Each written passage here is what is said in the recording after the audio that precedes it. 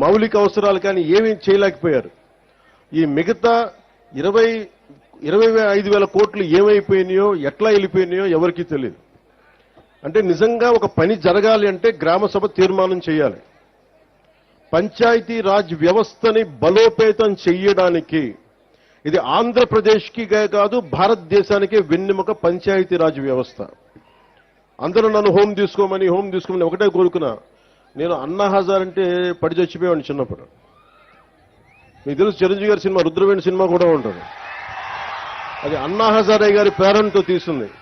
అంటే ఒక సర్పంచ్ ఎంత బలవంతుడంటే, ఎక్కడో మిలిటరీలో పనిచేసి రేలేగావ్ సిద్ధి, మహారాష్ట్రలో రేలేగావ్ సిద్ధి అనే గ్రామానికి వచ్చి అక్కడున్న పరిస్థితులు చూసి అందరూ మద్యానికి బానిసై అన్ని మనకి కనీసం నీటి సౌకర్యాలాగా పొలాలు ఎండిపోతా ఉంటే, గ్రామానికి అభివృద్ధి నోచుకోపోతుంటే ఆయన ముందుకొచ్చి ఆయన సర్పంచ్గా అయ్యి ఆయన ప్రారంభించింది వాళ్ళ రేలేగావ్ సిద్ధిగే కాదు, మొత్తం దేశాన్నే కదిలించాడు. ఒక సర్పంచ్ కదిలించాడు. అది కూర్చోబెట్టి లోక్పాల్ బిల్లు కానీ, ఈ రోజున సమాచార హక్కు చట్టం కానీ, ఇవన్నీ ఆయన నాయకత్వంలో జరిగినాయి. అంటే ఒక సర్పంచ్ తలుచుకుంటే దేశాన్ని కదిలించగలిగే శక్తి ఉందనేది మన గ్రామాలు చూపించినాయి. అలాంటి 13,326 పంచాయతీలు గనక బలపడితే, బలోపేతం అయితే, నిజంగా అభివృద్ధి దిశ వైపు వెళ్తే, మనందరం ఐక్యతగా ఉంటే ఆంధ్రప్రదేశ్కి ఎన్ని లక్షల కోట్లు వీళ్ళు అప్పు చేసిన అప్పులను తీర్చేయగలం. మనకు అంత శక్తి సమర్థత మనకు ఉంది. నేను అందుకని మీకు ప్రత్యేకించి ఎందుకు వచ్చాను, నేను మైసూరావారిపల్లి కంటే నేను రైల్వే కోడూరు,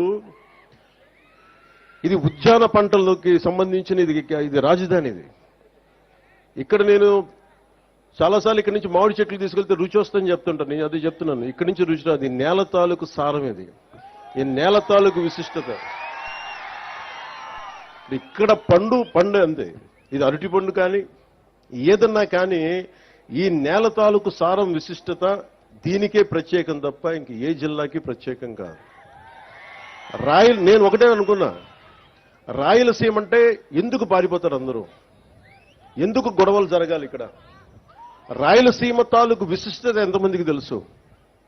రాయలసీమ అనగానే కూర్చొని వాళ్ళు కూర్చోబెట్టి గొడవలునో ఇదని ఇవి కాదు. రాయలసీమ చదువుల నేల ఇది. కోస్తా జిల్లాల కంటే ఎక్కువ గ్రంథాలయాలు ఉన్న నేల ఇది రాయలసీమ. అలాంటి గొప్ప నేల ఇది. అలాంటి గొప్ప నేలకి అభివృద్ధి లేక ఎక్కడో గల్ఫ్ కంట్రీలకు వెళ్ళిపోతా ఇవన్నీ ఎందుకు జరగాలి అనేది నాకు ఎప్పుడు తాపత్రయం ఉండేది. ముఖ్యంగా రాయలసీమ యువత మీకు ఎంత తెగింపు ఉందంటే, నేను ఒకటే చెప్తా, కర్నూలుకి సుగాలి ప్రీతి సమస్య వచ్చినప్పుడు నేను కర్నూలుకి వస్తే 1,50,000 మంది యువత వచ్చారు. నేను ఆశ్చర్యపోయేవాడిని. అలాగే మన రైల్వే కోడూరులో నాకు విజయం ఎప్పుడు తెలిసిందంటే, నేను మనకి గౌరవ ముఖ్యమంత్రి నారా చంద్రబాబు నాయుడు గారు మేము ఇక్కడికి వచ్చినప్పుడు ఆ ప్రవాహం, ఆ జన ప్రవాహం చూసి, జన సునామీ చూసి మనం ప్రభుత్వాన్ని స్థాపిస్తున్నామని నాకు బలమైన భావన కలిగింది. అది ఎందుకంటే మీలో అంత శక్తి ఉంది, అంటే అంత పోరాట పటిమ ఉంది. నేను మీకు చేయగలిగేది ఏంటంటే, మీరు నా కోసం రోడ్ల మీదకి వచ్చారు, నా ప్రభుత్వం కోసం నేను అండగా నిలబడ్డారు. మేము చేయగలిగేది మీకోసం నిరంతరం పనిచేయటమే. మేము పారిపోట్ల బాధ్యతల నుంచి అద్భుతాలు చేయడానికి చేతిలో మంత్రదండం లేదు, కానీ గుండెల నిండా కమిట్మెంట్ ఉంది. పని చేస్తాం. నేను చాలా సభల్లో చెప్పాను, శ్రీ నారా చంద్రబాబు నాయుడు గారి అనుభవం ఎందుకు రాష్ట్రానికి అవసరమని చూస్తే, ఇన్ని అప్పుల్లో ఉండి ఎన్నిసార్లు రివ్యూ చేసినా డబ్బులు లేవు ఏ అకౌంట్స్లో కూడా. కానీ ఆయన అనుభవం వల్ల ఫైనాన్స్ మేనేజ్మెంట్ చాలా బాగా తెలుసు కాబట్టి ఇన్ని లక్షల మందికి మొదటి తారీఖునే ఆయన పెన్షన్లు ఇవ్వగలిగారు. అది ఆయన అనుభవం. నాకు ప్రజాదరణ ఉండొచ్చేమో, కానీ పరిపాలన అనుభవం లేదు.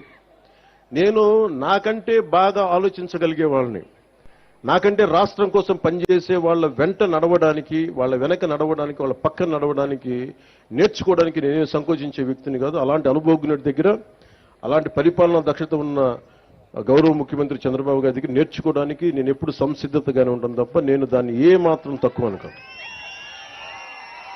ఇది ఎందుకు మీకు దృష్టికి తీసుకొస్తున్నానంటే, ఇన్ని కోట్ల మంది ప్రజలకి ఒక నాయకులు సరిపోరు. చాలా మంది నాయకుల సమూహం కావాలి. అది గ్రామాల నుంచి రాష్ట్రాల దాకా నాయకుల సమూహం కావాలి. అలాంటి నాయకుల సమూహం కోసం నేను తాపత్రయం.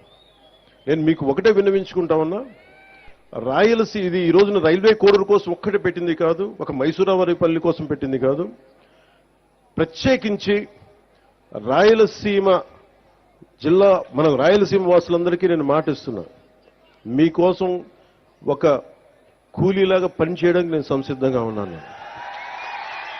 మీకు కష్టం వస్తే, నేను ఆ రోజున అన్నమే పింఛాడాం తెగిపోతే ఆ రోజు నేను ఎంత బాధపడ్డానో, తెలిసి డ్యామ్ తెగుతుందని తెలిసి కూడా ఇసుక కోసం అంతమంది అన్ని పశువులు, అంత ఆస్తి నష్టం, అన్ని ప్రాణాలు పోయారు. జస్ట్ ఇసుక కోసం తెలిసి కూడా ఇసుక తవ్వుకోవడం కోసం డ్యాము నిండిపోతుంది, తెగుతుంది, కట్ట తెగుతుందని కూడా వదిలేశారు. నాకు బాధ్యత, నాకు నిజంగా ఆ రోజున ఎంతమంది యువత వచ్చి బాధపడతా ఉంటే నాకు అనిపించింది, నిస్సహాయత అనిపించింది నాకు. అరే, నా చేతిలో కనుక అధికారం ఉంటే ఏదన్నా చేసేవాడిని. నేనైతే ఒక పార్టీ నాయకుడిగా మాట్లాడగలను, వేదన పడగలను, పోరాటం చేయగలను, కానీ చేతిలో శక్తి లేదే అని నిజంగా ఆ రోజు నేను భగవంతుని ప్రార్థిస్తే, ఆ ప్రార్థనే మీ వల్ల ఈరోజు నేను డిప్యూటీ సీఎంగా మీ ముందు నుంచున్నాను. ఈరోజు ఏదో నాకు అలంకారం కాదు, ఇది బాధ్యత. ఇది నేను ఎప్పుడు నిరంతరం పనిచేయడానికే సంసిద్ధంగా ఉన్నాను. మీకోసం అహర్నిశలు పనిచేస్తాం. గ్రామ సభ చాలా కీలకం. ఇందాక సంయుక్త గారు మాట్లాడుతుంటే గ్రామానికి ఎంత ఖర్చు అయింది, ఎంత డబ్బు వచ్చింది, ఏ హెడ్స్ మీద ఖర్చు పెట్టామని ఎలా చెప్పారు, అన్ని ఇది మీకు తెలిసి ఈ రోజున ఈ గ్రామ సభ కనుక మైసూరావారిపల్లి సమస్య, మైసూరావారిపల్లి గ్రామం ఖర్చులు రాష్ట్రమే కాదు ప్రపంచంలోనే ఎక్కడ తెలుగువాడున్నా వాళ్ళకి అర్థమవుతుంది. అంటే ఒక నిజంగా పారదర్శకత, జవాబుదారీతనం అంటే ఇదే.